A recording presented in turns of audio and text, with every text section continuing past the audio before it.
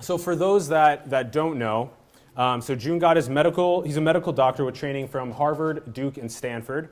And then he's the president of Palo Alto Investors with $2.5 billion hedge fund in healthcare investments. And then he is the sponsor of the Palo Alto Longevity Prize. And so, and lastly, this is interesting, last thing that I wasn't aware of, the $2 million National Academy Longevity Grand Challenge. And so that was a grant that you gave them in order to put great minds together to crack into this aging and longevity. So, yeah. Yes, it's gone national and global, so it's great. Really delighted. Thanks for having me. This is awesome to have you. Joon is an inspiration to me. I frequently call him a polymathic. Yesterday, he shattered my mind in like 4 different ways. One of the ways that he keeps shattering my mind about this topic is like I'm always trying to run around and tell people about world peace. And when I came up to Joon, I was like, Joon, we're going to get there. We're going to get world peace. And what was your response, and why do you think this way? I mean, it'll be fine. It'll be great. And the first thing that happened after world peace, it'll probably be civil war. So the thing that, there's an old idea in evolutionary biology called group selection. And that idea kind of got crushed by biologists, several decades ago. And it's now back again. Multi-level selection is the right way to think about it, that selection is not just operating at the gene level, not just at the individual level, but even at the society level, that societies that have certain features that can accelerate evolution are probably going to outdo others. So when you look at like Cambrian radiation, the fact that the predator and prey both existed forced all the organisms to develop better communication systems and better mobilization, better defense. That's when the vertebrates came out. So there was massive speciation. So evolution actually prefers that we don't agree. So the last thing evolution wants is intellectual consensus. It wants us to constantly look at things multiple ways. In radiology, we call that parallax, where not seeing things from the same perspective actually improves your ability to see. So now, it might not feel good for us to be around people that disagree, but from a group selection perspective or multi-level selection perspective, it is better for the system, better for the group, better for society, that we don't see eye to eye. This is the genius of the male-female divide. We have different agendas, and that actually forces us to think harder, right? So that's why every species has at least 2 genders. It actually drives active selection of ideas. So don't think about the fact that we disagree as necessarily a bug. It's actually a feature. It's a feature. But then it can sometimes go awry. We don't want to be annihilating each other because we disagree. But we definitely don't want to get into groupthink and consensus because that's dangerous. Evolution does not want consensus. That's fascinating to me. There's no instances of consensus among either one species or... No, there is. Yeah. So when you get back on the consensus, when you stop disagreeing, is when there's now somebody on the outside you want to disagree with. So nothing unites a group more than an external enemy. So one of the hopes out of the longevity initiative is just to recognize this is the biggest humanitarian crisis out there, is the fact that 500,000 people around the world exit from aging-related diseases per week. This is the largest humanitarian crisis in history. So we don't have to go look for an enemy. Exit, it's yeah. right there. Exit, aka die, yeah. 500,000 a week, that's crazy. That's Alzheimer's and cancer, heart disease. Yeah, all aging-related diseases. So, I mean, that's per week. So every week we wait, that's another 500,000 gone forever. So this is a race against time, guys. And this is a common enemy. Whatever our differences, there's a larger enemy out there. So evolution also wants us to stop fighting when there's an external enemy. So both of those things are features. When there's no external enemy, we will divide. When there is an enemy, we will unite. So let's actually use this to our advantage. A really simple way to understand the parallax is the male and female species, like you said. That's one of the easiest. And red, blue, there's everywhere. You'll see, like look at blockchain. It goes from Bitcoin, there's going to be fragmentation, and that's actually a good thing. It actually creates speciation, it creates diversity, it makes the whole system more robust, even though as an individual member in there, it doesn't feel as good. What are some of Joon Yun's core values? This is how I govern my day and my year and my life. So it's a good starting point. I got to always decide, because we all are facing tons of demands and tons of opportunities. So what do you base your decisions on? And everybody can have different values, and it's, it all comes down to how you live against your values. So very simple values on my end: trust, respect, unconditional love. When I think about trust, being trustworthy, trusting others, trusting in yourself, that's confidence. Respect, I have a more of an old school view of respect, which is that respect is something you give. I learned that from my grandfather. It's not something you get, it's something you give. So he was the village leader. I come from a rice farming family. And he was a village leader. So normally in Korean culture, you bow deeper to your elder. And he did the opposite. He would bow deeper to everyone in the village. So he never told me what he was doing, but I inferred that, oh, respect is something you give. And then when you start thinking about getting respect, that's when you start, actually, it eats away at your soul. You start thinking about disrespect, how I was disrespected, as a foundation of ganghood, as a foundation of resentment. As long as you think about respect as something that's out, it would never occur to you to have those kind of weird feelings. Unconditional love, I think the conditional love is totally fine. I think that's reciprocal altruism.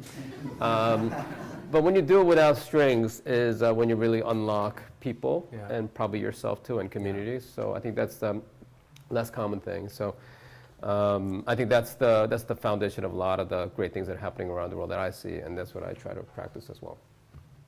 Those are great core values, and definitely some that I think many people practice, and we will slowly practice more of. Joon, this is something that he taught me just a couple weeks ago that you taught me, that you were like, Alan, what are you focused on? And I was telling you 17 different things, and you were like, well, why are you focusing on so many different things? I'm like, well, because there's so many interesting things, and I really want to focus on them and learn about them.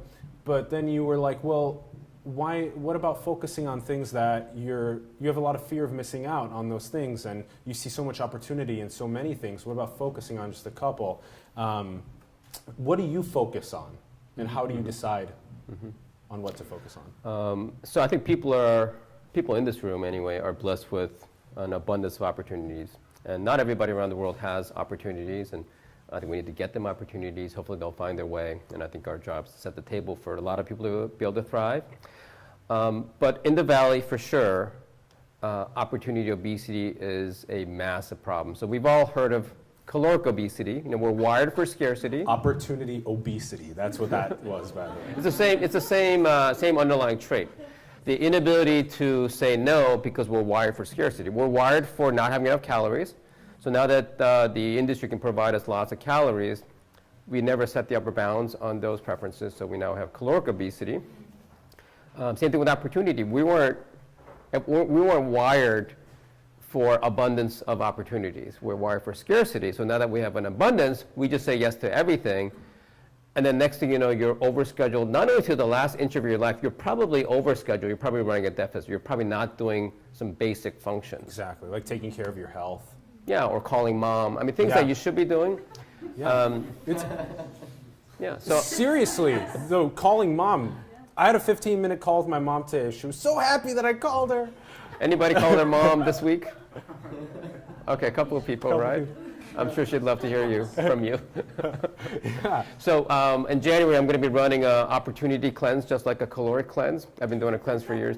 And just getting people to just drop everything, kind of doing an elimination diet, drop everything, and start from the basics. Sleep, calling mom, right? We're going to get through these things. And then just realize, okay, make sure you take care of the most important things, and then see what you can actually add without having the whole thing fall apart. Right? It's much easier to throw everything out and pull back in the important things than try to trim 10% of your life. Then FOMO is going to kick in. You're going to put it right back in. It doesn't work. So you call it a time cleanse? A time cleanse, opportunity cleanse. An opportunity cleanse. It's how many of you feel like your schedule is just packed all the time? Yeah, it's a decent amount. What about do you guys have something going on in your calendar in the month of March already? You guys have a planned event in March? Yeah? Okay, so I run an empty calendar. I have one meeting a day that's formally scheduled. This is it for today. And but I have a full day. So I end up working 12 to 16-hour days. But I use my Microsoft Outlook as a diary, not as a calendar. So that's a very different way. And when I encounter something interesting, I can spend the next 8 days on it straight. And most people I know, even if they encounter something they really want to do, they got to somehow put it on their calendar, and they're booked out, and so it's really hard to move forward. So I think really being able to curate the opportunities that we all face is super important. Being able to say no respectfully and not getting stretched too thin is absolutely vital in terms of being able to move forward. Now, in terms of what are the things I get involved in, so now that I clear my calendar, what do I literally think about, and how do I make decisions each day, I think was your question. And if you find something really interesting that you want to study, you go 8 straight days, boom, right into it.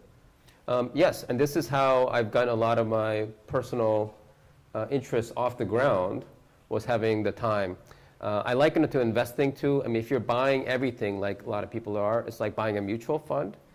So that means you're going to have an average return on your life, which is totally fine. That's a really good analogy. That is a really good analogy. But if you want to have an above average return on your life, you got to concentrate your portfolio. Like we tend to run very few stocks. So it's totally up to you. I mean, I think average is extraordinary today.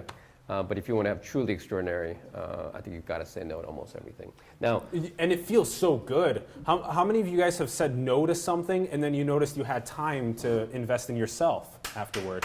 Yeah, thank you. It feels so good. There were a lot of people that were asking me to help mentor them or work with their companies, and I was at first saying yes to everything.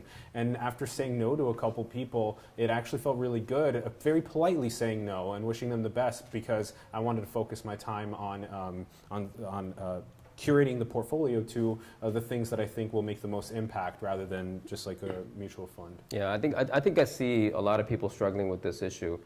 It's a small secret, but I also try, making time is what the longevity initiative is all about. On the back end, high quality is what we're looking for.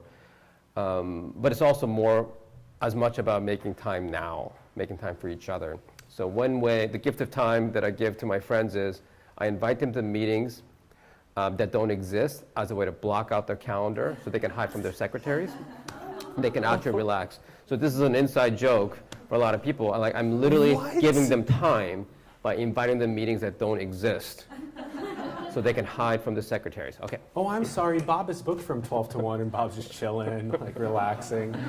And so this is... Thank you, Joon. Please do that next week again. Let's do another meeting next week. Standing meeting. And then, okay, so what do I focus on? So now that I've got time, clear calendar, I tend to think that most things self-resolve. World is very resilient. Sometimes it takes a little while to get it right.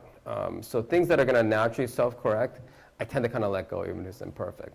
So I tend to focus on things that I think are not going to self-resolve, and I'm mostly talking here about philanthropy. I mean, so our business is investing in healthcare.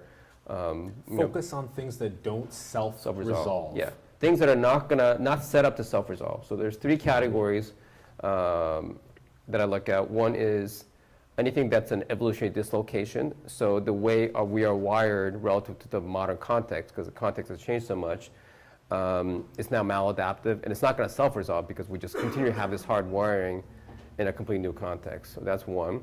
And an example? Like obesity. Like we were wired for scarcity. We never set upper bounds. Okay. So now that the environment's changed, we just eat too much. Opportunity obesity, right? Those are evolutionary dysfunctions. And the same thing, obesity with the time, wanting to fill our calendars, with opportunity. Okay. So another category is market failures. So we're largely a capitalistic society, and there are certain things like pollution, environment. These are things that capitalism isn't going to solve, because everybody's enlightened self-interest is going to behave in a way that doesn't resolve that particular issue. So it takes some other effort. And the third category is when there's hegemony, meaning there's oppression to the point where it's actually something is not just, but they can't overcome it on their own. They can't resolve it on their own. So people have to step in and resolve those injustices. Those are the 3 categories. Everything else that's imperfect, I just let go. Mm-hmm. Over time, hopefully it'll resolve. It seems like that, in my mind, is still like 10,000 things. Those 3 things fit like 10,000 different categories. So how do you pick out of those then? Okay, so anything that there's a lot of eyeballs looking at, I tend to let go. So anything that's divided 50-50, whenever you see something that's 50-50, two things are going to happen. Each side is going to believe, each 50% is going to believe they're 100% right. And realistically, they're probably both partially right. Polarization in American politics. Exactly. And the second thing that's going to happen is it's going to attract a lot of people. So for sure, this is what nature wants, is differences. And the difference is going to create competition. Yeah. So there'll be tons of people eyeballing that. So I'm going to walk away from that. I'm going to focus on the 1 in 99s. So I'm interested in situations where, and by the way, so that's majority minority. Most of the time, the 99% has it right. But it's in those rare instances when the 1% has it right that they're holding the truth. That's when it's interesting. My favorite example is Bruno, Copernicus, and Galileo. They're fighting against the Catholic Church, saying that the Earth is not the center of the universe and the Earth just orbits around the star. Bruno was burned at the stake in 1600. You're sitting in front of a fire there. Yeah. So that's exactly right. And I think that's when I think it's going to be an uncrowded trade from an investment perspective. It's going to be priced low. And I think that's the place that you can make a big impact in terms of one's activities. So longevity is a field that a few years ago really was vacant. And if that 1%, the small group of people that work in it were right, I mean, that's transformative. And so that's how I pick my battles. I mean, I do almost nothing, and I pick a few battles, and I look at where is the majority culture potentially wrong, knowing that almost all the time it's right. So I'm not trying to be contrarian. I'm not trying to do the opposite. Most of the time, the culture is right. We get it right. It's the instances where the minority might have it right is where it gets really interesting and exciting. And Peter Thiel follows a similar philosophy. Talks about in 0 to 1 the idea of finding things that you can monopolize on completely, and things that no one else is thinking of, things that should exist in the world but no one else is doing. And it's tough in this world to maybe build an app or start a restaurant because so many other people are doing it. But if there is a niche in something that is not being done, the bigger you can think, the more you can monopolize, the more you can do. Do you want to maybe touch on the low stress and non-stress? Oh, sure, about food. Yeah, because that's your kind of point. Well, this is something I did today. Like when Alan was asking me about a typical day. So we hosted a gathering a few weeks ago, all my favorite food scientists that I'd met on site around the world. They were saying different things, so naturally just brought them all together here in San Francisco and had them talk to each other on stage. And a couple of takeaways. One is they all agreed on the fact that they don't agree on anything. That's not a single thing on food they agree on. So that was interesting, right? They said that on stage. The second thing was the acknowledgement that the public is very confused because there's so much conflicting information about food. So you get underneath that, what's the source of all these disagreements? I mean, it's good to have different points of view, but if it's chaotic, Eric Weinstein talks about the semi-reliable communal sensing. You got to have something you can kind of hold on to. If all of you have different points of views and it's just chaos, then people start becoming micro-tyrants. Bless you. And everybody starts having their own point of view and they start marketing that. So food right now is in a domain where, I mean, there's just tons of people that believe they're the experts. Because food is now something that you can avoid because you probably have to eat again in the next 6 hours. So you start consuming your own belief system and you start exporting to others. So food right now is getting, not only is it confusing to begin with because the science is very early, but now you have all these people that have strong views that are, now clickbaiting everybody with those views. Okay, so that was a hard thing to walk away from as an event. I mean, I walked in thinking, okay, I want to fund food scientists. And they all acknowledge food. Part of the reason why there's so much dissension is because a lot of the studies we can't do long-term follow-up, they can't run large enough studies, so they definitely need more money. So I spent the last few weeks kind of unpacking the problem, like, okay, I can't really step in here. The second problem I encountered was the fact that there's a lot of research that people are skeptical about. So I kind of looked through that. Why are people so skeptical of some of these findings that are being done? So guess how much money is available for food science research through public funds?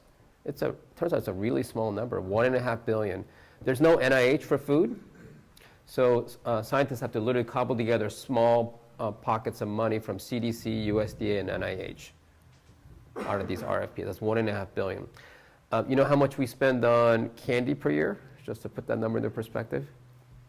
$35 billion. So the ratio of candy consumption, 35 billion, food science, 1.5 billion. Now, the 1.5 billion is not the total amount, because it turns out there's also 12 billion coming from industry. So industry-sponsored research is quite substantial. And they've done a great job of filling the gap of food scientific research, food science, and they've also contributed greatly to the body of knowledge. But we can't rely on industry funding for food science research over the long haul. I mean, right now, 93% of studies sponsored by industry that conclude in favor of the sponsor, right? So long term, we need something really different than this. And by the way, the more we eat the food that the sponsor tells us to eat, the bigger the R&D budget. This is just going to keep going and going and going. Okay. So what did I do today? I presented a white paper to some of the leaders in the food community with a ridiculous proposal. Because I think adding another few million to food science funding from the public sector against this wall of 12 billion in private funding isn't going to make a difference. Whereas in longevity, there was no public funding or private funding, so you put a little money in, like everything catches fire, right? In food, that's not the case. So I had to kind of mentally organize the problem differently in my mind. So here is the most important thing to know about food that's changed in the last 100 years. Anybody know what it is? Shout out the answer if you think. GMO. GMO came late. What's much more fundamental? The main thing that changed is who gave it to you. So until the modern age, we were agrarian. We actually grew our food and we fed our own family. It was very kin-oriented. This is how we lived. So your mom would never put in food coloring or antibiotics or change the genes of food to give it to you because she loved you, right? This is why she called her. Unconditional love. Unconditional love. So she had 50% genetic equity in you. So it's all about you. Food is all about you. Whereas now we've industrialized, and now food is given to you by somebody else, a stranger. That cares more about their pockets. Yeah, so, sometimes. I mean, they care about you too, but they care about you second. They care about themselves first. That change in order from 1 and 2, in terms of where you are in the priority, changes everything. Because now a food company, they're going to play the chess game with you. Every health food movement, they're going to be able to figure out a way to make that work for them. Now, they're going to make it work for you too partially, but being number 2 is a very disadvantageous position. So that's how we end up with fake foods. We have fake foods today, and you got to realize fake foods and fake news have the same source, which is the fact that the source is now other. It used to be somebody that cared about us. In the olden days, the chief would give you the news. They didn't know much, but at least they cared about you, right? So they're going to try their best to give you their version of the truth. It was all about you. Every member in their tribe mattered. Yeah, high inclusive fitness. Now we have low inclusive fitness. It's reciprocal altruism. That's the system. But our brains are still wired to trust. So in the olden days, the chieftain would never tell you, drink Sprite, right? They would tell you, Drink water, right? In the modern times, it's now a counterparty risk. So everything is counterparty risk, whether it's food or information. And now you have clickbait because, take this, right? And so whether it's news, Facebook, Sprite, it's all the same phenomenon of the change in alignment. So I eat high alignment food. It's a diet I want. There's no data because no one studied this, but I look for alignment. What does that mean?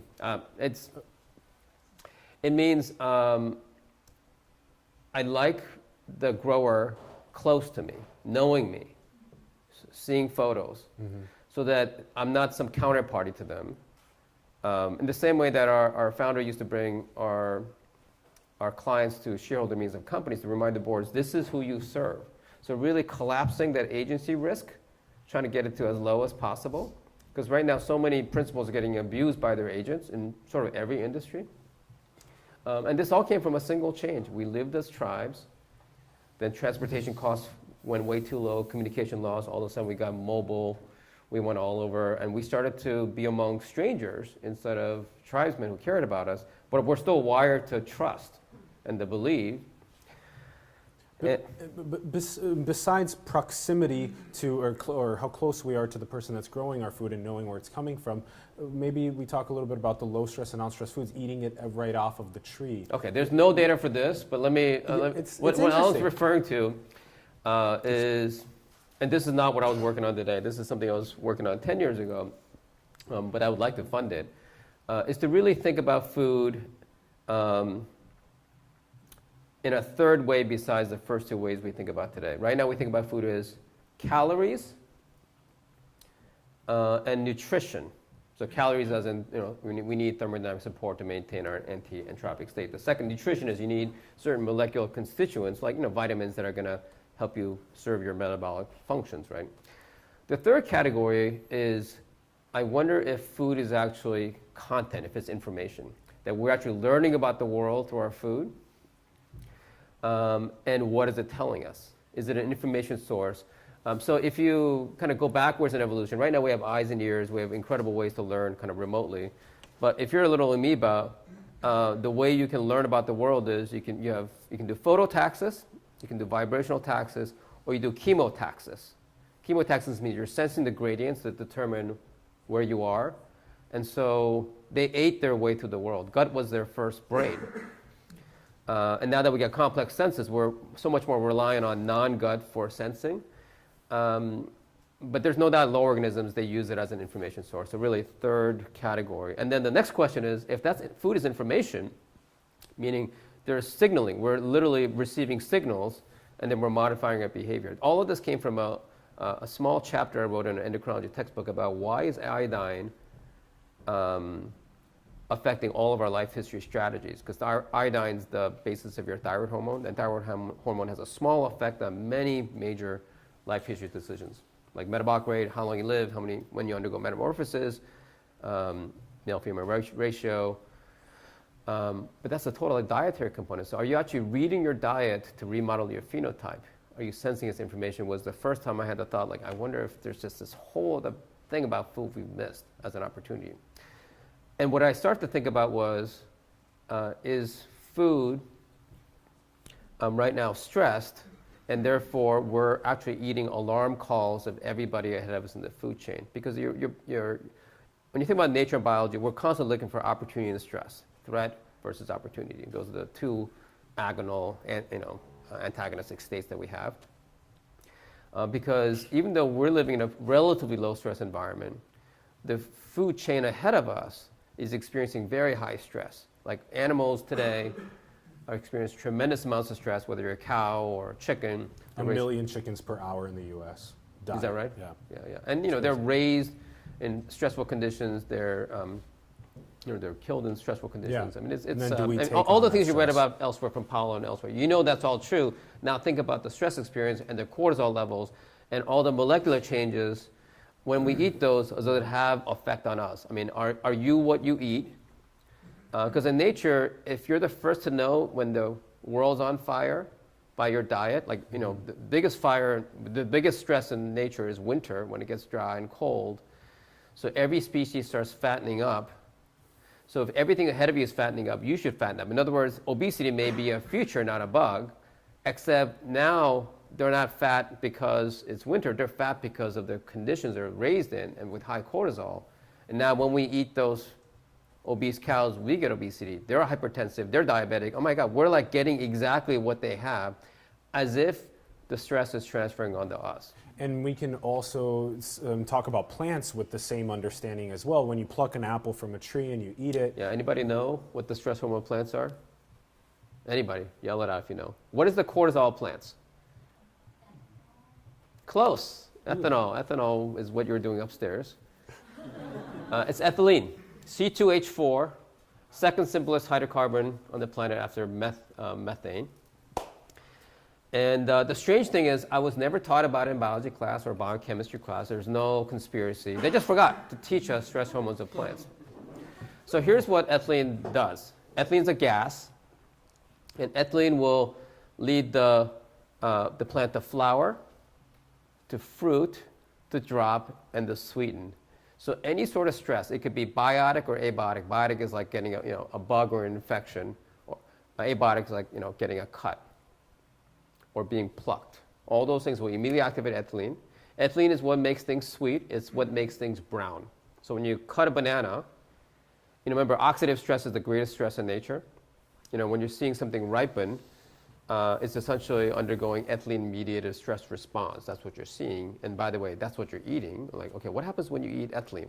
What happens if you eat stressed banana? No one's ever studied it. Well, it turns out if you go far back enough and Google scholars, like I did, because I have time, I've got 8 hours, you basically get to a point where there's tons of stuff in the literature about ethylene's use in medicine. It was used as an anesthetic. But the side effects were water retention, hyperglycemia, which is diabetes, hypertension. There's all the same side effects as cortisol. And it's common sense when you pluck the apple and you eat it right away versus if it sits in your fruit basket for a month and then you see it a month later and it looks like it's rotten. And if you eat that, there's a big difference that happens to your body. We don't know, but the speculation, the hypothesis is, does eating stress food induce a stress response in you? Does eating stress hormones or metabolize the stress hormones, does it have an effect on you? Again, because if you're a lion and the thing you're eating is stress, you should probably receive it as an alarm call, because we're all wired to quickly make the stress of others our own. It's a huge advantage. You also want to be the first to know when the stress is over, which is like Groundhog Day, crocus flowers, and springtime. So you want to reduce your stress at that point. So the plants, here's what the plants, by the way, Whole Foods sprays ethylene at 7:59 in the morning. Ethylene is a gas. You know this phrase, one bad apple spoils a whole bushel? Right? So if one's starting to ripen, they all ripen. Because stress is contagious. We all know that. At work, if somebody's stressed out, we all get stressed out. On the markets, if somebody's stressed, everybody gets stressed. So that's actually a natural phenomenon, because you don't know that you've seen the lion, but if the guy next to you's seen the lion, you just about to freak out too, because otherwise you're the one that's going to eat it. So we're all wired to make the stress of others our own. Plants do the same thing too. They just quickly get stressed if somebody nearby is stressed. Now it's Whole Foods stressing them out, because it actually makes the fruit more seductive to animals. It glistens. So here's my post hoc narrative on why I think plants might have used ethylene as a stress hormone. Why did it decide to use C2H4 as a stress hormone? I have no idea. But, so here's a little story I wrote about why it might have done so. So what is the greatest threat to plants? What is going to wipe out your entire progeny? Maybe an infection, right? Drought, right? Ecological conditions. What about this right here? You can see vegans. That was funny. That was a good one. Sorry, I wish I could see them way back there. Okay, so that fire, that fake fire, simulation fire right there. So you've got... Just to be cognizant of our time. Yeah. Okay. Real quick here. So have you ever thought about what that smoke is? Yeah, me neither, until I had 8 hours to think about it. So it's actually ethylene, among other hydrocarbon fragments. So the fire is an enormous threat to the progeny of plants, because all your children die. You've laid the groundwork for thousands of years, and then gone, right? So when a plant smells smoke, it activates flowering, fruition, abscission, which is a falling, and sweetening. And then little animals run up to it, to the sweet stuff. They eat it. The seed is protected, and the animal runs. Mm-hmm. To me, it's like Logan's Run. It's their last chance to escape from this raging fire. I made all that up. I have no idea. So if that's the case, the fact that we are mass producing ethylene today for industrial use, we're producing 109 million metric tons per year. It's actually the most synthesized chemical on the planet. And what is it mostly used for? Like plastic. It's actually a storage form of hydrocarbons when we pull it out of the ground. So how do we know we're not causing ecosystem level inflammation? Inflammation is not just inside your body. What if it's the whole ecosystem that's inflamed right now? So now we'll do a little transition. We'll go into, I want to ask you where you see AI and blockchain going from here? So 25 years ago, which is a long time ago, 92, I took a year off of medical school to code and build AI for medical diagnostics. We had a dean that actually approved it because you're supposed to do molecular research, but I thought this was far more fun. And it was basically using old heavy-end concepts and building neural networks. Back then, because the processing power wasn't there, we could only do 3 layers, and you'd go play basketball all day and come back and it would finish processing. And the response of the market was the following. They said it will never work or we'll have no jobs. Those are the 2 things that everybody said everywhere. And so you fast forward where we are now, people are now pretty confident it's going to work in many applications, but the fear is just absolutely incredible. And if you look at what happened in radiology, so there were basically 2 research groups. I worked in Kerry Floyd's lab. AI is now a part of radiology. We actually do second reads, and radiologists are busier than ever. So it both is working, and humans just go to the next level of function. So when I think about the future of AI, I think it's amazing. I think it's going to work. And I think it'll actually give us, number one, more time, which is great. And I think we'll be able to do better things with the time because AI is helping us along the way. So I'm optimistic about AI. I'm optimistic about blockchain over the long haul. I made the comment that DNA was the very first blockchain. It was very different, with different purpose, right? I shared the shit out of that Facebook post. Well, so that was such a good one. It's a very loose analogy in the idea that essentially it's selection, and it's the sum of those selections, but very different regime. And it's not recording the full history. It just records the result of the history. That's all you have. So it deletes all prior versions through selection. And then you have this floating thing. And just like blockchain, it governs the behavior of everything around it, whether it's protein function or even all the way to the behavior level of humans. So that's essentially what blockchain does, is it actually governs the behavior of everybody around it. You sort of agree, yeah, you have $1 billion, right? That's essentially what it's doing.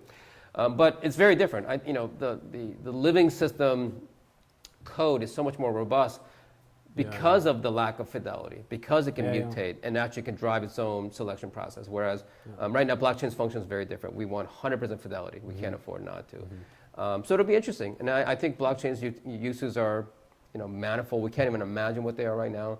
I do worry that it's going to become a massive source of inequality because it's happening so fast and there's so much concentration of power. There's lots of power transfer and wealth transfer that's happening right now. And as much as people are trying to focus on equality, they've completely forgot to think this through in terms of the effect it's going to have on society. So I worry about that a lot right now. So maybe we touch on this a little bit. I love the analogy of DNA. It would be fascinating if there was like an actual ledger in the past 4 billion years of how this actually became what it was. All the mutations ever would be so fascinating. Maybe we touch a little bit on one of blockchain's many applications, which is cryptocurrency. Let's talk about Bitcoin just a little bit. This was a really interesting thing. Why don't maybe you just jump? Okay, about the impact on the economy. Or maybe by the way, the fact that nature doesn't care about history tells us something, right? Because we might care that you bought Bitcoin at $5 and bought a pizza for 20 with it, right? But the system doesn't care, and why should we care that what you did with it back then? It's really, where do we stand now? That's why nature, in some ways, doesn't care. And in that way, I think it's right now, blockchain is 140 megabytes, but it can't grow infinitely. So nature's already thought through all that and just decided we're just going to keep the active record of the results of all that history, the sum of all those transactions. Okay. Maybe we start with this question of how much money has gone into Bitcoin. Okay, so how much money has, all right, when you put money into a private company, like an angel investment, where does the money go? It goes under the balance sheet of the company, right? How much money has gone into Bitcoin? Everybody keeps talking about how much money has gone into Bitcoin. How much money has gone into Bitcoin right now? Or more importantly, where does it go? Okay, billions, right? In reality, money doesn't go into Bitcoin. Remember, when you are selling something directly, like when somebody sells your private company stock, that money goes on their balance sheet. That's good. So if you put $1 million in, the value of the company is probably not going to be less than $1 billion. because there's $1 billion on the balance sheet. There's actually cash in there. Your cash goes there. When you buy Bitcoin, it doesn't go in the Bitcoin. It goes to the person that just bought it from you. So that's very different than putting something directly in. It's basically a transaction side to side. Your million went to their million, their Bitcoin came to you. And then the system, Bitcoin system, still has no cash. So there's nothing to catch it as it starts to fall. So as it goes from valuation of 1 million to 240 billion right now, it's all mark-to-market expansion of balance sheet. Now, essentially, we're assigning value to that, and we're saying it's worth this much. But if people decide it's not worth that much, it's not like there's 100 billion in the bank that'll stop it from collapsing. So this is a very important thing to know about finance. In many ways, I think Bitcoin is showing us the fundamental flaw of the entire financial system. The entire financial system is based on this idea of mark-to-market. So if you decide that Apple is worth $1 more today than it was yesterday, everybody else gets to mark it up. So even though you put $1 more into the system relative to value, the expansion of the balance sheet overall, everybody marks it, everybody feels wealthier. So the amplification of every trade is massive in the modern world. And then that money goes to invest in something else, which goes to invest in something else. So there's this massive increase in liquidity that happens with nothing except change in price. No value's been created.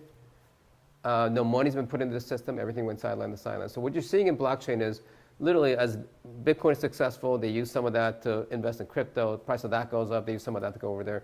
So you're having this massive expansion of balance sheet, which probably is going to spill over into real assets too, cause inflation there. But as it starts to disinflate, the same thing happens on the way down. As prices fall, everybody has to mark it down. So the balance sheet contraction is out of proportion to the price, the change in price of that one thing. So this is a really bizarre situation. That means as prices are rising, in a way, relative to demand, it's actually getting cheaper because the demand is increasing across the board for everything. As prices are falling, because your balance sheets everywhere are contracting so fast, things are actually getting more expensive relative to liquidity. This is a total bizarre scenario that's always been in place in finance, except in finance you had other ways to value it, such as cash flow or revenues. In blockchain, there's no one way to value it. There's no way people can agree. So the chaos of that is going to lead to huge volatility and instability, and that could spill over to the real economy, which is, now you're going to have the tail wagging the dog, right? You can have the crypto economy start to wag the whole economic dog. So I think that's a scenario we need to think through. I mean, these are great technologies, but the way the market is taking off right now actually is creating risk into the market. And the way that different cryptocurrencies are structured financially are different. With Bitcoin, it's a limited amount of coin, 21 million, and that treats it more like a gold. It's a deflationary currency. There's only a limited amount of it. Whereas with Ethereum or other cryptocurrencies, there is a steady inflation of the total amount of tradable currency. So that acts differently with this way that you're viewing it. Yes.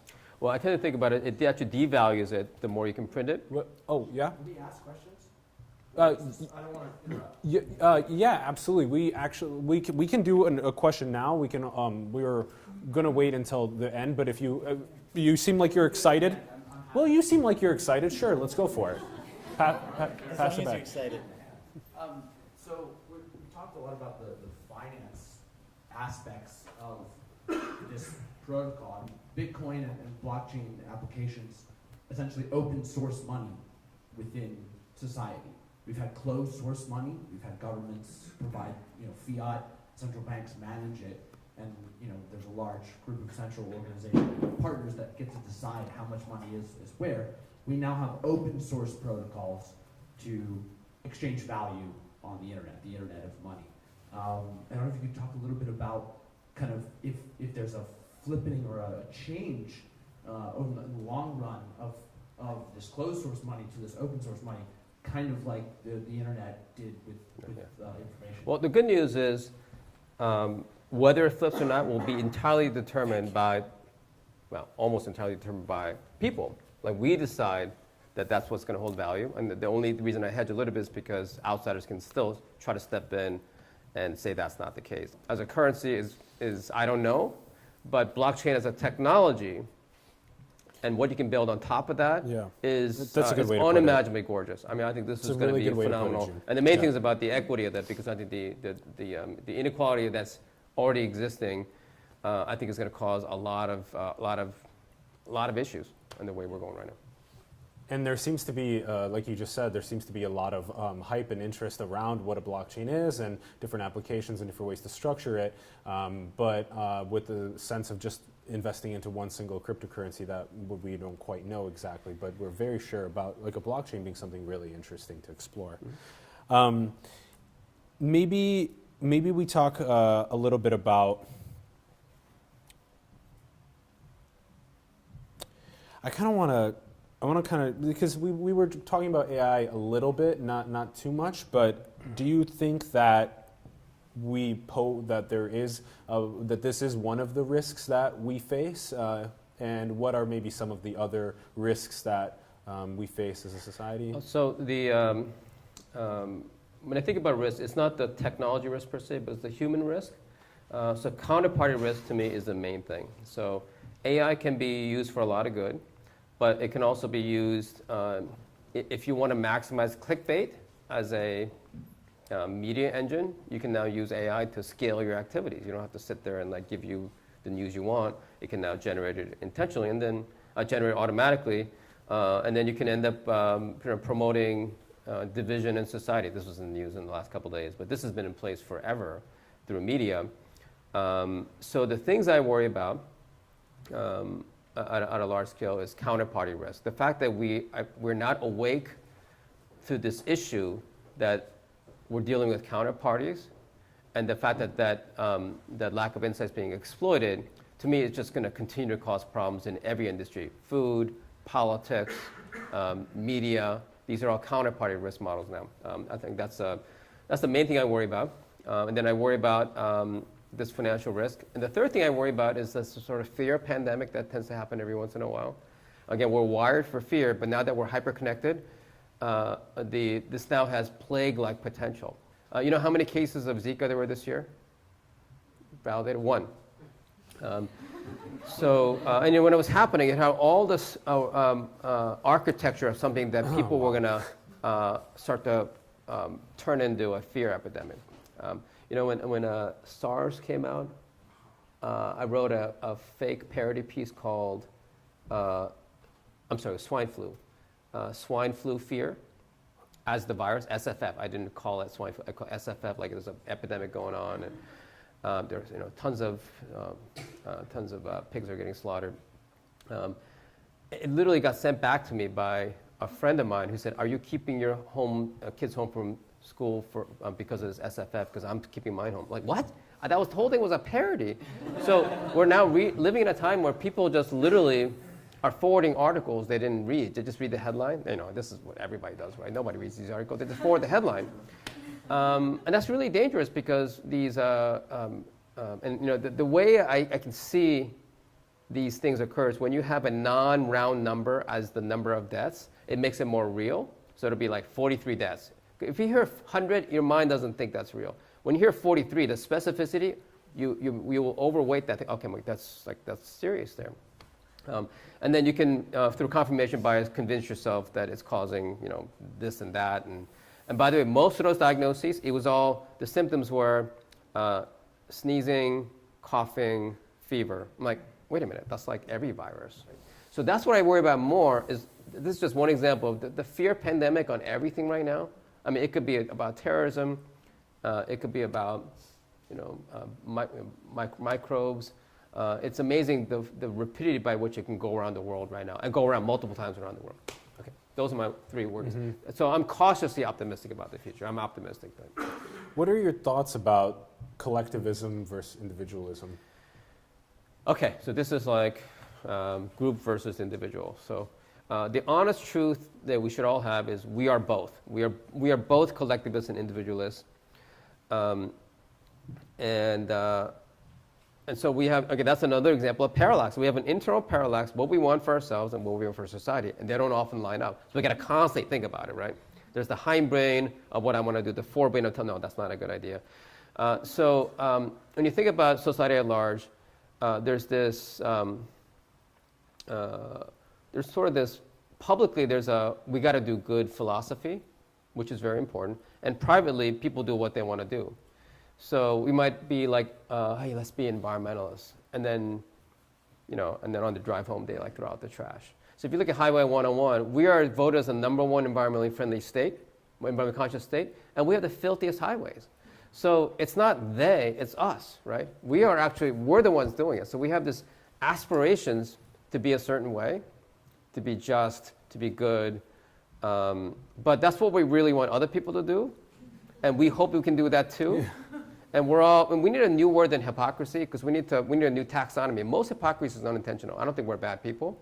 Like, I was drinking Diet Coke while telling my kids they couldn't have Diet Coke. And so when I asked Eric, can you please, I taught him the word hypocrite and used it right back against him. Right. Like, my daddy drinks Diet Coke and he won't let me have any. Anyway, so I wasn't intending to be a hypocrite.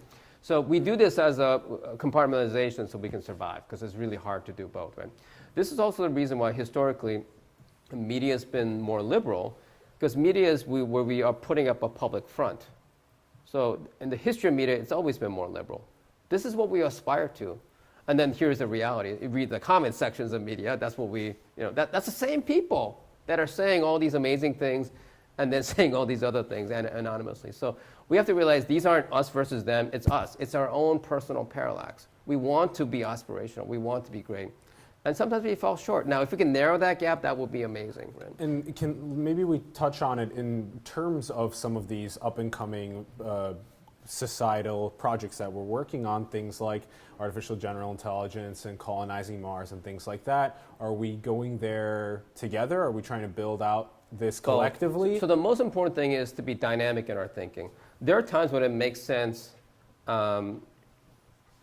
Nature doesn't want you to always think about the group either, because you got to think about yourself, because the group's agenda may be very counterproductive for you, and if it's counterproductive for every individual, then the group's actually going to sink. So you have to be dynamic. The key thing is to not have fixed views. So when it comes to politics, here's what I heard from... The key is to not have fixed views. Yeah, the key is to... So be open-minded. Yeah, socialism, capitalism, neither really work. And so the best we can do is to, when it gets overextended, the 1% create the counterculture and then drive it back the other way. That's the whole history, because there is actually no right answer to those things. And that's why it's always dynamic. So I think we should be elastic. We should be forgiving of each other. So here's what I heard, and I always hear from the libertarians. Like in New Hampshire, live free or die. They live on 200 acres. And they say, I need guns because if I call the police, they'll be here in 2 days. I don't understand why they can tell me to turn down the radio on a noise ordinance. I don't understand why there's stop signs, because there's no traffic, there's nobody here.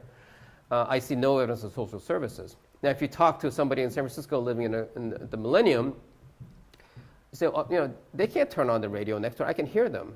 If we didn't have stop signs, we'll all crash into each other. I see everyday evidence of social services. And if we all had guns, we'll shoot each other. So think about the common ground between the right and the left is we all want to maximize our freedom. The difference is, in one case, it's high density. So we got to constrain our freedoms. My freedom ends when yours begins. And on the right, you can maximize your freedom because there's nobody around you. Think about freedom as bumper cars. You can drive wherever you want, but your freedom ends when you hit somebody. So I've got libertarians that are literally in New York City that'll drive on the sidewalk because they can't stand the fact that you have to stop. Like, it's all about that. That's a very fixed view, right? And you've got people, liberals, going into these other places and preaching, their thing. These fixed views is where we get into trouble. We should be dynamic. Like, as you're driving from Modesto to here, you should be changing color. If you're red out there, because you can inflate your freedom.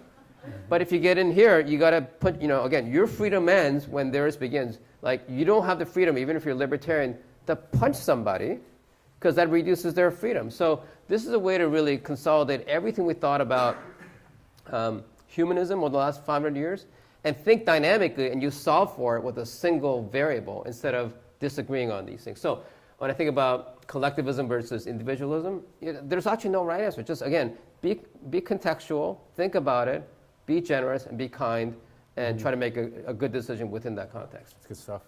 Yep. Now, You've taught me about this quite a bit, and I want to see if this resonates with other people. It seems as though we have moved on from having 5 or 6 children per 2 people to having maybe 1 or 2 people per 2 children in developed countries. And so as the world becomes a developed world, it doesn't look like we're going to 10 billion, 20 billion, 30 billion. It looks like... Yeah, I love this one because, again, we have fixed views about Malthusian fears. So this fear that we're going to run out of everything because population growth is demography is going to ruin everything. We're going to run out of resources, ruin the environment, and there'll be famine, all that stuff. Those are in Malthus's books. And then in our generation, or generation before us, it was Paul Ehrlich that wrote the book Population Bomb. He was essentially exploiting the Cold War fears. Bomb was the big thing we feared back in the 60s. So put the word population, Malthus and bomb, and then the bestseller.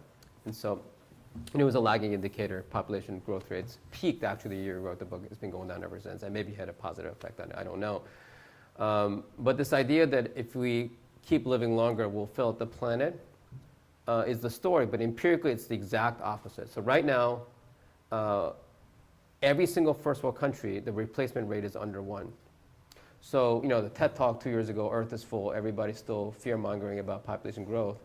So the market's over here, and the data's over here, that we're actually stabilizing. As countries go from third world to first world, every first world country then starts depopulating. So directionally, if those 2 trends continue, population could stabilize. Again, it can start again. I mean, these things can always change course, but right now, the fears are not being borne out. In fact, right now, one of the biggest threats is depopulation, not having enough kids. Places like Japan, Korea, and Japan, it's all way under 2 per couple. US, Canada, Australia, way under 2. New Zealand, all of Europe is under 2 per couple. Yep. And meanwhile, some countries in Africa are still at 6. Right, so the third world is still supplying us talent. I mean, we call that immigration. And that's a good thing. That's a good thing, right? I mean, so we're going to soon get to a point where we're going to realize the scarcest capital in the world, or the scarcest resource, isn't natural resources. Remember, human capital, right? Yeah. So in 1960s, after reading Paul Ehrlich, all of us read it apparently, we started going to the war for oil. Like, okay, now that we're going to run out of everything, we got a hoard. Let's fight. So in the future, when we realize humans are the scarcest resource, war's going to look insane, right? Because you're actually reducing each other's most precious resource. The war over oil is going to end when we realize humans are more rare than oil, right? Yeah. Environmentalism, right now, it's a moral obligation. I mean, once people start leaving these things, environment's got incredible resilience. We're going to heal a lot of these things. There's going to be incredible reduction of stress on infrastructure. In other words, this isn't necessarily a bad thing, the fact that we're now stabilizing.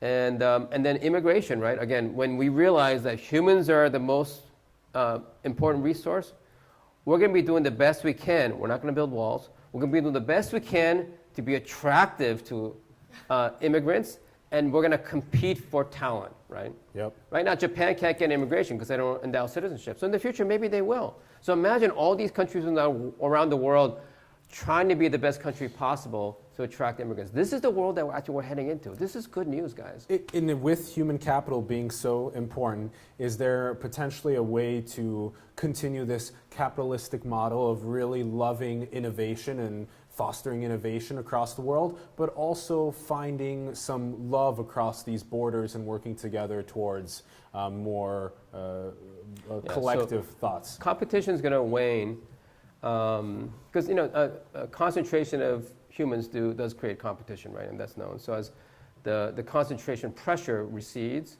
you're going to go from, again, the scarcity mindset to an abundance mindset, which a lot of people are talking about, where the basis of human relationships shift more from competition to collaboration. There'll still be competition. It'll probably, a lot of it will be fun. It'll be like things like sports. It won't be as life and death. And there'll be a collaborative spirit around these things. The other way to, always encourage collaboration is to always have high aims. Low aims will generate competition, right? Because that's when people start dividing pies, because that's the only way to get more is to get more. So low returns aren't going to get you there. But if you aim for really high missions, it'll always unite people because they know that their small piece is worth a lot. So I think as long as we maintain that very high trajectory. You seem pretty optimistic about the future. most people stress out about the environment or stress out about AI or stress out about all these different issues, but you seem like we're going to figure it out. Well, I'm cautiously optimistic in the sense that there's always risk. I acknowledge the risks that are out there. I tend to agree with most of them. But I also have faith in humanity. People figure it out. I think that self-resilience of societies is another feature of evolution and living systems. So I think we're imperfect, but I think we'll move forward. I think we'll resolve most things, and the things that we can't resolve are the things that I think are worth working on. What is the greatest opportunity for positive change? The greatest opportunity for positive change. So one of the major evolutionary dysfunctions is essentially puberty. So here's what I mean by this. How many people think that their kids can see things that they can't see anymore, like young generation? They're seers, right? Definitely. So until age 12, your mind acts like a camera. You can see everything. And at age 12, your mind literally switches from a camera to a projector, and you don't realize it. So the vast majority of our ability to see and listen gets taken away from us at puberty. And here's the Darwinian template. Remember, the average lifespan on the planet was about 22 until 1800, right? So the idea of being open to the world for 12 years, undergoing metamorphosis, in humans we call it puberty, and then executing on what you learned was a pretty reasonable template. In the modern world, two things have changed. We're not dying at 22. We're living to 100. I mean, wouldn't it be nice if we could be mentally open for more than 12 years? I mean, how about 40 years? That'd be nice. Yeah. The loss of that function, which no one has named, I wrote a piece on this called plasticity, but that's not even a great word, but 10 years ago I wrote about this dysfunction. So at 12, because we can no longer hear and see, we can't learn languages, we can't learn, you can fake it, but you'll never own it like before age 12. This is the reason why teenagers act like they know it all, because they're supposed to know it all. And yet we know they know nothing, so we keep them under house arrest until they're 18. But these things are all Darwinian dysfunctions. No one's ever written about this. The second issue is the world you deconstruct the first 12 years changes on you, because in the olden days, the world you lived in was the world you died in. But given the pace of change, everything changes. So whatever you absorb is now maladaptive. You end up with generation gaps. You end up with inability to absorb technology. So to me, that Darwinian dysfunction, that Darwinian maladaptation, the fact that we lose our camera at 12 is the single biggest catalyst for change. Like, I don't think longevity is hard. I don't think politics is hard. I don't think education is hard. I think what's hard is brain. This is what gets in our way. How do we keep the camera till 40? Yeah. So if you can figure out a way to switch that one variable, I think cancer will solve itself. I think scientists, our minds are the problem. I think politics will solve itself. How to unprogram that so we can be in that childlike state for a whole lot longer. That to me is the biggest leverage point for everything. I'd rather solve the underlying problem that's getting in the way of us being able to relearn the world again. Yes. Woo! Yeah. But that's in the future, not now. Not tomorrow, no. Let's maybe, we're coming to... You guys want to hear about how you can do this better even while we're waiting? Yeah, let's do it. Well, okay, so let me tell you some biologic targets. So we know that testosterone makes us flip.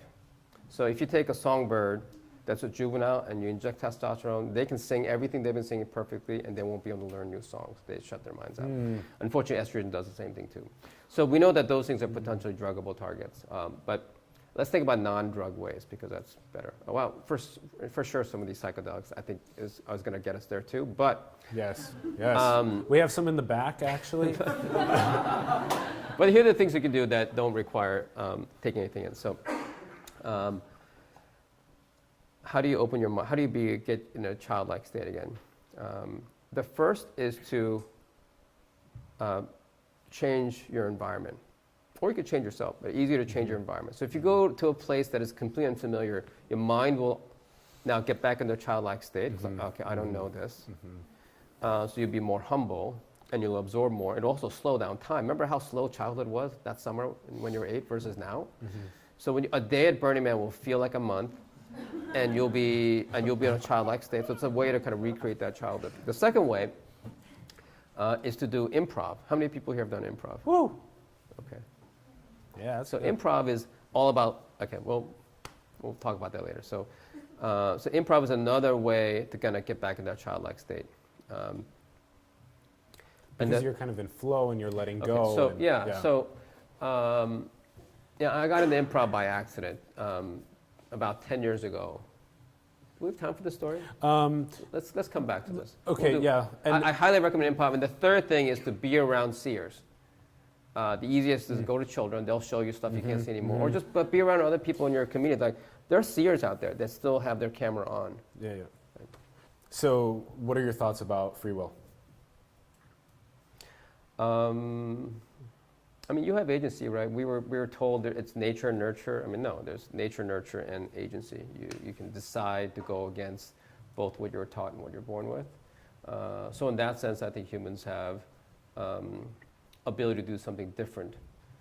But you can make the meta argument that even your decision to do that is all, programmed in. There are things like our this is a heart 50-50. I'm going to let other and people stuff. debate this. I'm going to stay Oh, away from this. interesting. So this is looping it back to the beginning when Joon said that things that people are split 50-50 on, he typically doesn't go and touch into. They're probably both right in some partially, capacities. yes. And then But they're gonna believe things that people aren't seeing is what you really like to get into and try and plant a seed and spur other people to get excited about and go and do further research and that kind of thing. I'm not telling other people what to do. That's how I live. Because that's what I want to do. People are free to do however they want to do. You're a seer in that sense. No, it's just a choice. That's my personal choice. So what do we do after we solve everything?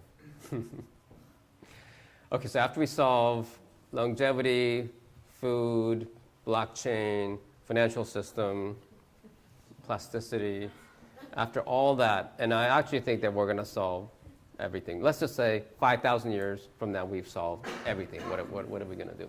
With the hubris of Silicon Valley, it'll be 50. Yeah, okay. So 50 or some length of time. I'm just going to say 5,000. So I think we're going to be doing exactly the same thing we were doing until 5,000 years ago, which is we're going to sit around the fire like this. We're going to tell stories. We're going to sing, dance. And we're going to look back at this window of time as the only abnormal period of history. This is the great interval, capital G, capital I. This is the only freak show. Everything before then, since the beginning of time, was the same. Everything after that will be the same.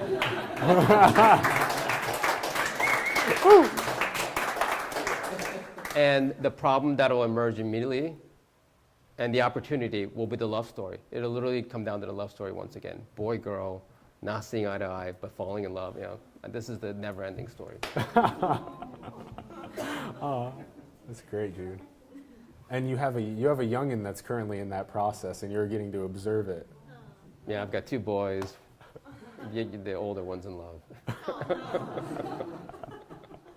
And being a dad and seeing it all happen, that's so you think this is the really abnormal period of human evolution. Everything in the past, this sort of tribalism, or this sort of hanging out around the fire and telling poetry, dancing, singing, having fun, eating, is going to be the same like 5,000 years from now. But this sort of period of time, this great interval, what would you like categorize it with as making it different? We can call it extraordinary. This is the hunting period. This is the hustle and the bustle of the 10,000 years.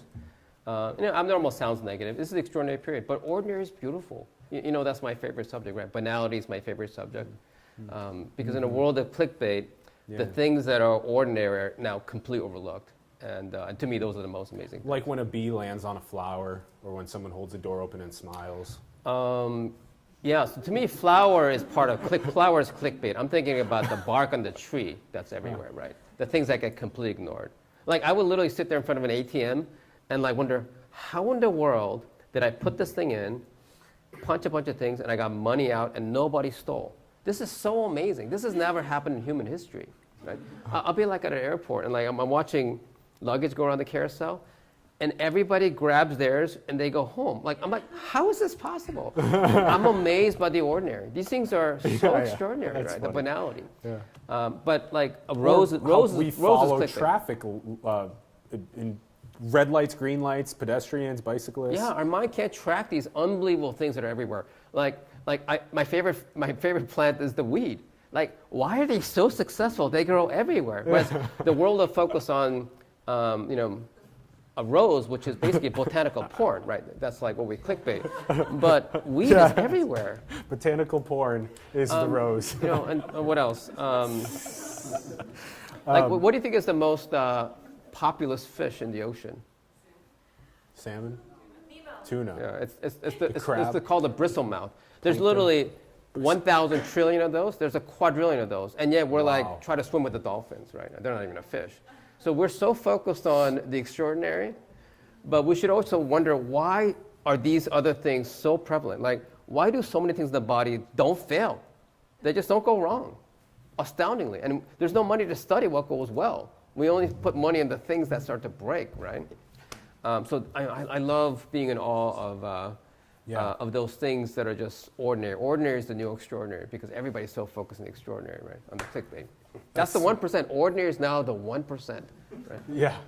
So basically, get high on the ordinary things in existence. If you want to. Again, it's your choice. I mean, that's what I focus on. Yeah, I love it. It's a good way to put it. And the more that I do that, the more that I realize I'm happy. Yeah. I want to finish with a love story about my son. So he's been dating his girlfriend for 3 years, and he's 15 now.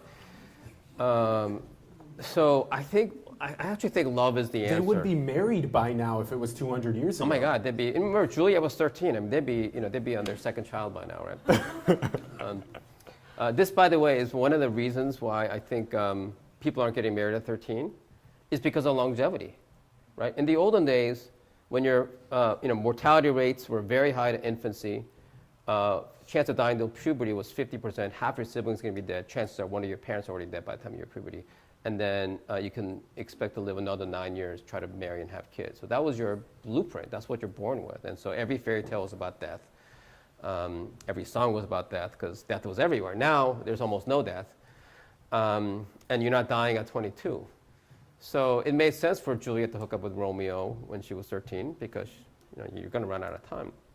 So you got to realize, like, the idea of a marriage back then was a pretty small promise, because even if you say, I'll stay with you till death do us apart, that was only 9 years, right? So even if you make a bad call, it's only 9 years of hell. Whereas now, you make a bad call, it's now 87 years if you're going to live to 100. So most people choose not to say I do at 13. They just delay it. They start to do more due diligence, date more 20s, 30s, and then maybe you'll run out of time and you might have one kid. So, but why is this the whole thing a love story? Again, I think love is, if the one takeaway here is, it doesn't matter what the question is, the answer probably is love, the unconditional love. So let me describe what that means. So, the way we raise our boys is the way I was raised, which is to give them running room to fall in love with the world. And, our kids play these things that I never thought they would. My kids play golf. Like, I wouldn't play golf, but they love golf. And through golf, they've learned the world. They've learned lots of other things. They play music. And we did nothing but just give them running room and just make sure they stay out of trouble. And that's the way we were all raised back on the farm. And so when I think about how much they've learned through what they love is actually what makes you learn. And falling in love with the world is what kids do best. Yeah. Kids fall madly in love with the world. We were all there. You all remember that feeling of how much we're in love with the world. And then you start falling in love with the gender. And everything you love about them become your interest. Like, I didn't eat red meat until I met Kimberly, and now I love red meat. I didn't like cars. She loved cars. I like cars. And then you have kids, and everything your kids do, you fall in love with. So imagine now starting to pay attention, again, as a sorting variable. What if we started asking our friends, hey, what do you love? And pay attention to that. So I've been to Berkeley many times. I didn't get Berkeley, but I knew my friend liked Berkeley. So, I asked her, can you take our family to show us your Berkeley? Transformative, right? I didn't like rock climbing, but one of our friends is a rock climber. She's a 15.3. So can you show us your rock climbing? It was like intoxicating. So if you can use love as the kernel, it's a way to get back into that state that we all were when we can fall madly in love with things. So be around your friends and family and ask them what they love and pay deep attention and be with them. I love it.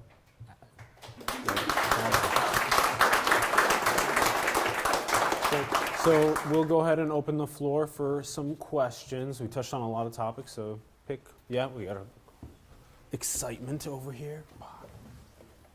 Yeah, so my question is about, you mentioned that not necessarily blockchain, but Bitcoin is kind of intrinsically worthless in a certain aspect.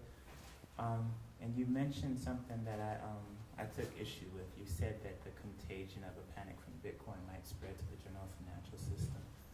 And what I found is that my bank and other banks are largely not invested in Bitcoin. So my question is to you is it that the issue may be a panic amongst the general population as opposed to a panic within the financial sector? Yeah, and to clarify, right now, I'm not worried.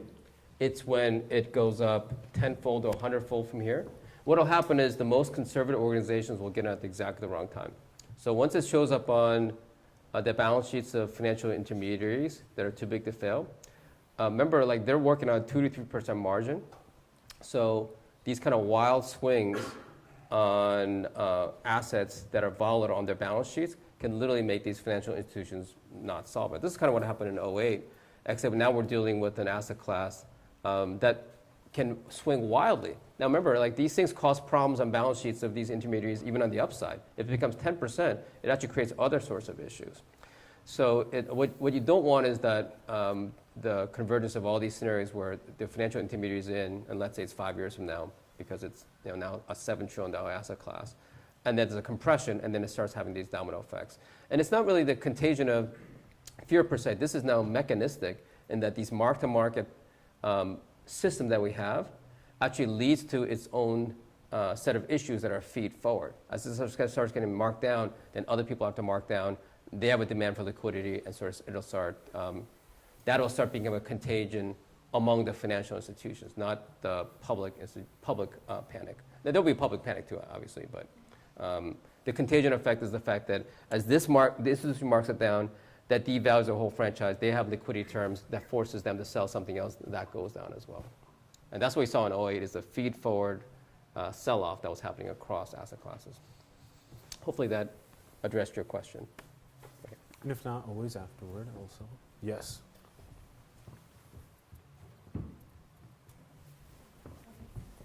Hello. Hi. I would just like to hear your comment about this. I'm not an expert, but I attended a talk with Bruce Lipton Tuesday night. And where he was talking, are you familiar with the work of Bruce Lipton? Okay, well basically, he's an author and he writes about many different things, but his topic was about longevity. And he said there's one thing that we have in our DNA, and that is telomeres. And we're able to grow new telomeres, I'm just quoting best I can, when we are in service, when we are connected even deeper to consciousness. And so he said that basically, you want to extend your life, do something that you love to do in service. So I'm just curious what you feel about that. Well, certainly the message is great, and he may be quoting from the book Telomere Effect, which Alyssa Epple and Liz Blackburn wrote, because they actually talk about this. Elizabeth Blackburn was a Nobel laureate that discovered telomerase, along with 2 other scientists. So they apparently have shown, I haven't read the original paper, that there's this elasticity to telomeres, that you can actually lengthen it through happiness, reduction of stress, friendship, family, all those things. So that sure would be nice if that was the case. I mean, I think that makes intuitive sense. Stress reduction, reduction of chronic stress is definitely a good thing.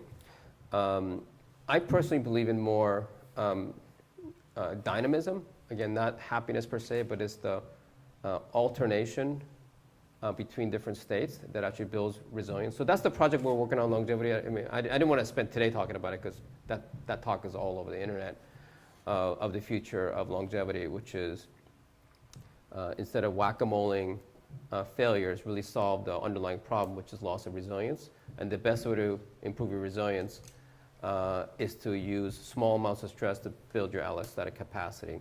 So number one, we're going to start measuring your body's diagnostics more dynamically, kind of four-dimensionally over time. We're going to improve your state, which hopefully will map to telomeres, but telomere is just one biomarker. And do you guys want to hear this? I mean, this is what we're going to be working on 2018. We're going to launch a clinical trial that's going to reinvent, hopefully, lifestyle medicine too. Because what are we told for longevity right now for lifestyle? What's the best way to improve your health lifestyle-wise? Exercise and diet. We're going to make the case that it's actually not those things, but it's the change of exercise and change of diet.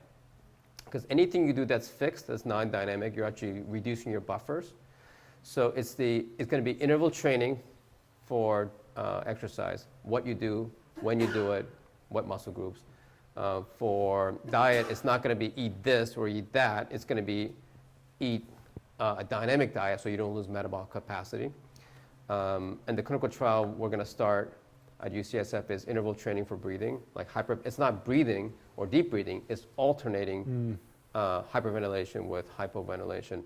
Because everything about our world right now is narrowing our dynamic range. We're supposed to be in sunlight during the day, darkness at night, instead of, we have too much light during nighttime, like now, and then too little night during the day, we're under roofs.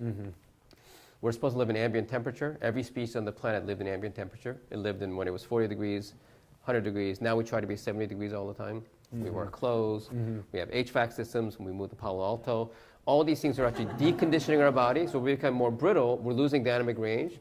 So the best way to restore that is to do the exact opposite. Start stretching yourself, exposing yourself. Spend more time in the mountains. Go diving. Go to the desert. Eat go a to the bag tropics. of Doritos every once in a Yeah, while. have at least one bag of Dorito once a month, because if you just eat that one fixed diet that you were told to, you're going to lose metabolic capacity. So it's going to be much more dynamic. So we're going to reinvent lifestyle medicine and start doing clinical trials to show that we should be thinking four-dimensionally about this instead of just three-dimensional, this one state, right?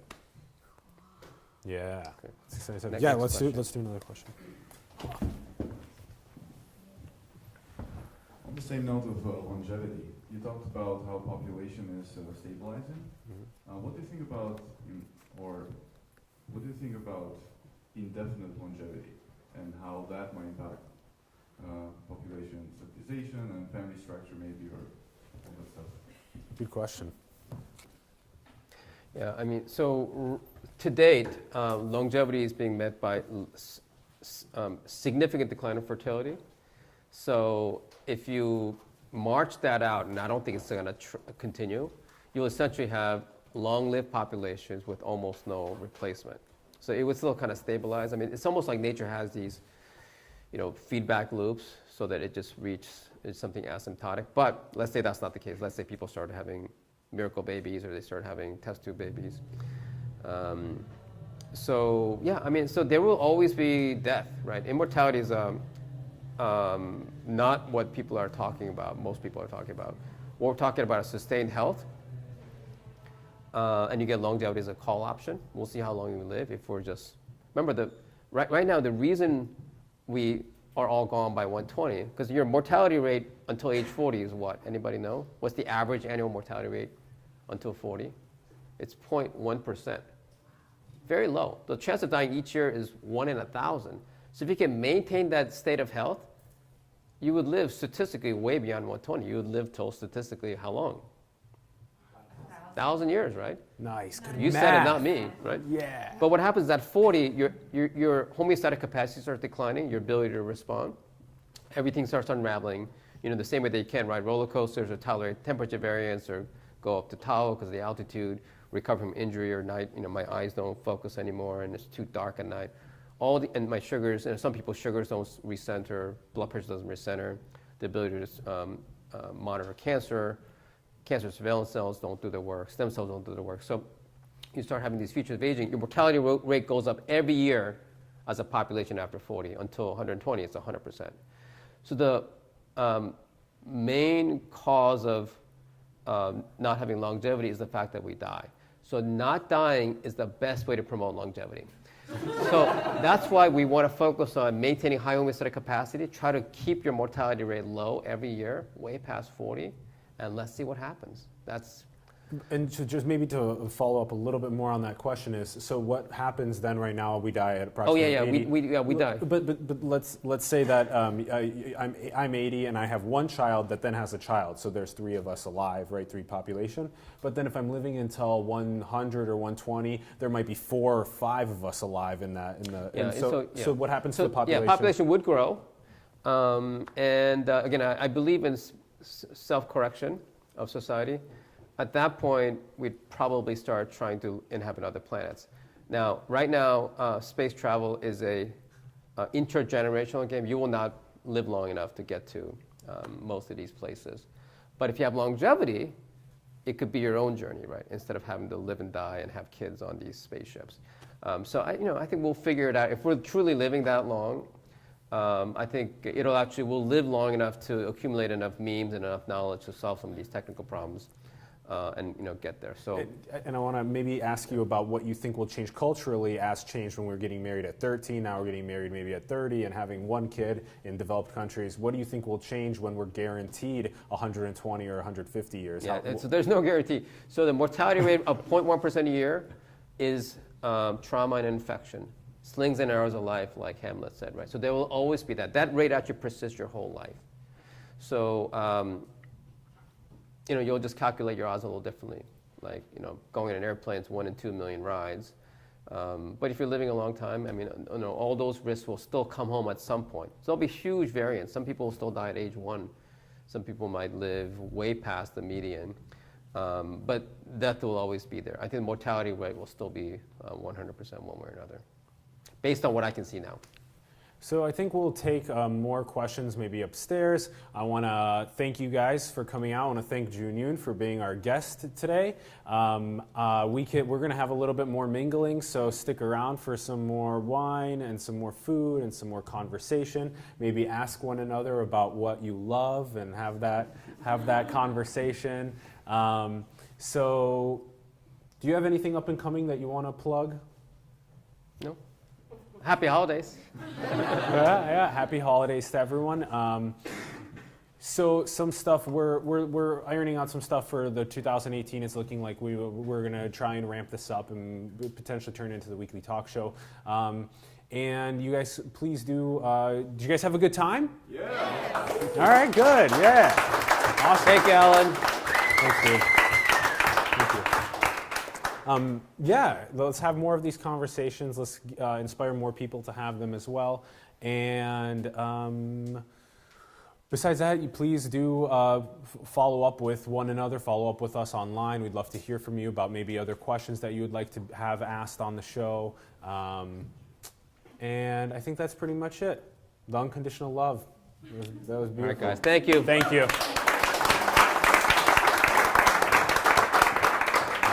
That's good stuff.